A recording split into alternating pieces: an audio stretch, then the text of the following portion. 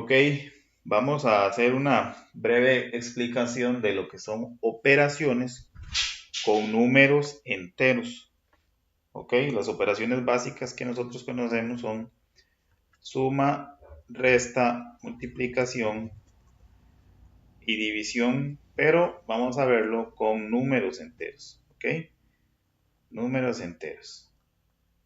Que ya sabemos que los enteros pueden ser tanto operaciones, bueno, números negativos, ¿verdad? Y también estarían los números positivos, siempre y cuando estos tengan parte entera, o sea que no exista una parte decimal, o sea, punto algo. Tienen que ser solo números enteros, sin decimales. Entonces, para esto, primero que todo, vamos a hablar un poco de historia, porque siempre nos hacemos la pregunta de dónde o quién los inventó, ¿verdad? Esa es una pregunta muy trillada sobre quién inventó estos números, ¿verdad? O quién los empezó a usar o en qué momento de la historia. Y es importante conocer la historia porque a nosotros nos dan una noción de cómo usarlos o cómo fueron usados.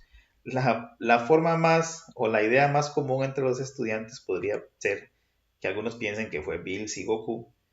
Puede ser, pero puede ser, digo, porque no está descartada esta idea. Son bromas, ¿verdad? Pero en realidad fueron los asiáticos y los árabes los que primero empezaron a usar estos números. Digo los árabes y los asiáticos porque de los asiáticos se conoce que ellos empezaron a usar unas, unas varillas de colores, ¿verdad? Para señalar lo que era positivo o negativo, pero lo veían en mercados. Entonces era cantidades negativas porque estoy debiendo en rojo y cantidades positivas porque tengo en negro. Los árabes sí fueron más formales, ¿verdad? En escribir y hacer sus apuntes acerca de los números. De hecho, se les atribuye a los árabes que fueron los primeros en utilizar la forma de los números que nosotros conocemos. O se parecían a los números que ellos hacían, ¿verdad? Pero los dos tenían un común que se veía más ejemplificado. Hablo de los asiáticos y de los árabes, que en realidad también los dos son asiáticos. Este era que el cobro de impuestos era que ellos utilizaban y ahí se ve ejemplificado cuando está un señor trabajando su tierra con sus manos hasta verla sangrar, sembrando o cultivando rábanos, digamos. Obviamente los agricultores cultivan sus productos para llevarlos a la feria y venderlos, para luego recoger su ganancia. Supongamos que se ganaban 5 moneditas de plata, pero llegaban los cobradores de impuestos y estos venían con la intención de cobrar el impuesto que era de 7 monedas. La cosecha no estuvo buena, entonces solo ganaron 5. Pero si llegan a cobrar 7, ¿qué va a pasar? Que nos van a quitar esto y usted va a abonar a esa deuda que son 7 monedas, paga 5 y ¿qué? ¿Le queda algo a usted? No, está en cero, más bien le queda una deuda y ahí empezó a verse la utilidad de los números enteros reflejadas en deudas. En el occidente, cuando hablamos de occidente es en Europa, se empieza a hablar a partir del siglo XV de números enteros por los manuscritos que se empezaron a traducir en latín a los árabes, llegaban las embarcaciones árabes y ahí llegaron los libros. El primero en usar el signo de más para números positivos y de menos para los negativos fue el señor Michel Stifler. Incluso para esta época que estamos hablando del siglo XV, todavía no se tenía a ver, no se veía bien los números negativos, ni siquiera se aceptaban por algunos, que incluso todavía decían que la Tierra era cuadrada. Y es interesante porque todavía en nuestra época se habla de que hay gente que sostiene que la Tierra es plana y no una esfera. Vamos a hablar primero entonces de lo que son sumas y restas de números enteros, pero vamos a verlo desde otra óptica, que vamos a entender que cuando yo tengo es pensar en números positivos como lo hacían las civilizaciones antiguas, y cuando yo debo va a ser números negativos. Está de más decir que cuando yo tengo, estoy enojado, no, estoy feliz de tener, o me veo así medio malandro, pero si debo, pues no estoy muy contento, ¿verdad? Vean la cara de esta, se asemeja a esta joven con muchos dólares, y eso le parece a don Ramón donde dice, ahí sí, mañana te pago. Cuando llegaba el señor Barriga a cobrarle a don Ramón, ¿qué pasaba? Don Ramón se escondía y cada mes estaba debiéndole, si supongamos que eran 50 pesos de la renta. Imagínense en cuántos deuda mantuvo don Ramón por la renta. Entonces, entiéndase esto, que cuando yo estoy debiendo, estoy usando números negativos. Cuando yo tengo dinero en mi bolsillo, estoy usando números negativos. Y hay algunos ejemplos que podemos ver. Si yo tengo 2 más 5, alguno pensará, profe, entonces aquí va a ir un más 2. Si usted lo quiere, pero no es necesario, no está bien anotarle el símbolo adelante del número si este es positivo. Se entiende que si no tiene signo delante es positivo. Entonces, si yo tengo 2 y tengo 5, ¿cuánto tengo en total? Tengo 7. O sea, estoy viviendo en este mundo, felicidad. Si nos vamos al mundo de don Ramón, menos 2 menos 5, no lo vamos a leer como menos, vamos a leer como deuda. Y lo que representa deuda para este método que explico, voy a encerrarlo. Yo encierro este menos porque es una deuda, encierro este otro menos porque es una deuda y pregunto, debo 2 y debo 5, ¿cuánto debo en total? ¿Cómo debo? Quedaría 7, menos 7, estoy debiendo, no salí del mundo de don Ramón. Ahora, si tengo esta expresión, menos 2 más 5, ¿a quién voy a encerrar? Muy bien, voy a encerrar la deuda. ¿Y quién es la deuda? El menos. Entonces aquí sería, debo 2 y tengo 5, abone o pague su deuda. ¿Cuánto le queda en el bolsillo? Si tiene 5, me quedan 3. Esa sería la noción. Podemos hacer operaciones más largas, por ejemplo, menos 2, menos 1, más 3, menos 4, más 10. ¿Ok? Entonces veamos esto. Todas las deudas las vamos a encerrar, que es lo que estamos explicando. Voy a buscar números negativos que sean deudas.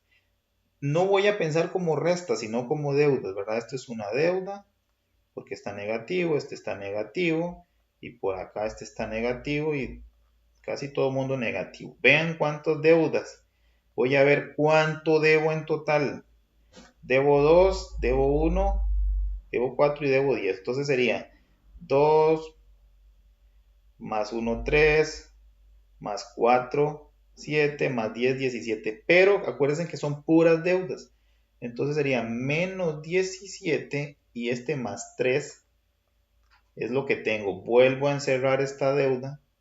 Si debo 17 y tengo 3, ¿verdad? Entonces voy a abonar esos 3 a mi deuda, o voy a cancelar, o voy a tratar de adelantar mi deuda pagando 3. ¿Y cuánto quedaría debiendo?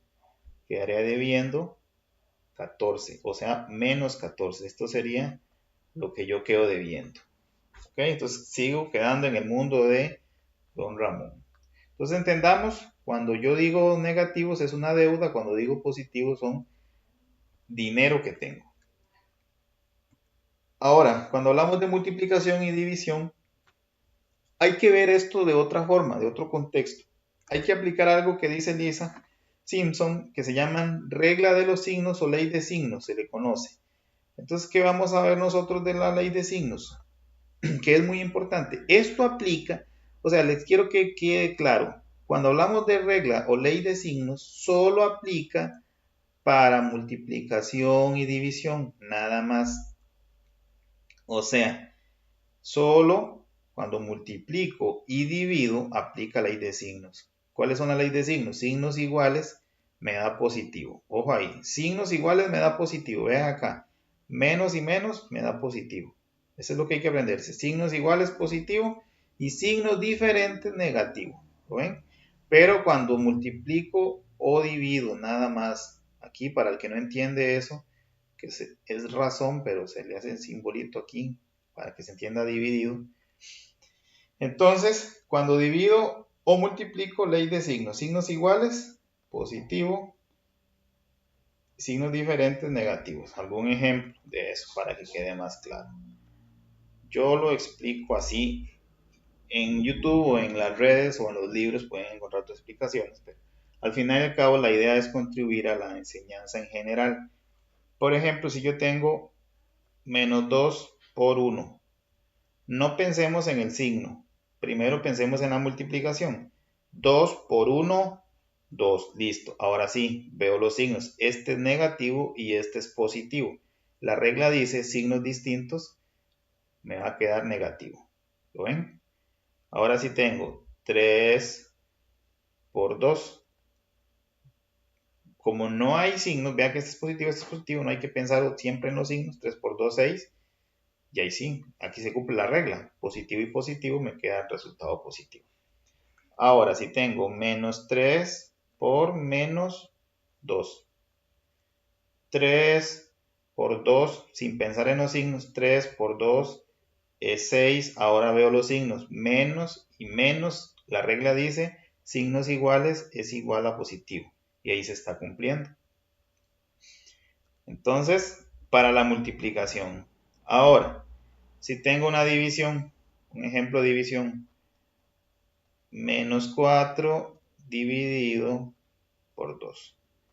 Si yo divido menos 4 por 2, el resultado es 2. Siempre resuelvo la operación sin pensar en los signos. Esa es la idea.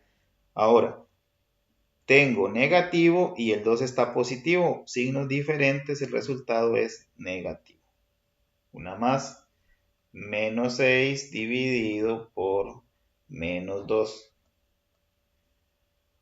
Divido sin pensar en los signos, siempre. Acuérdense en primero resolver la operación.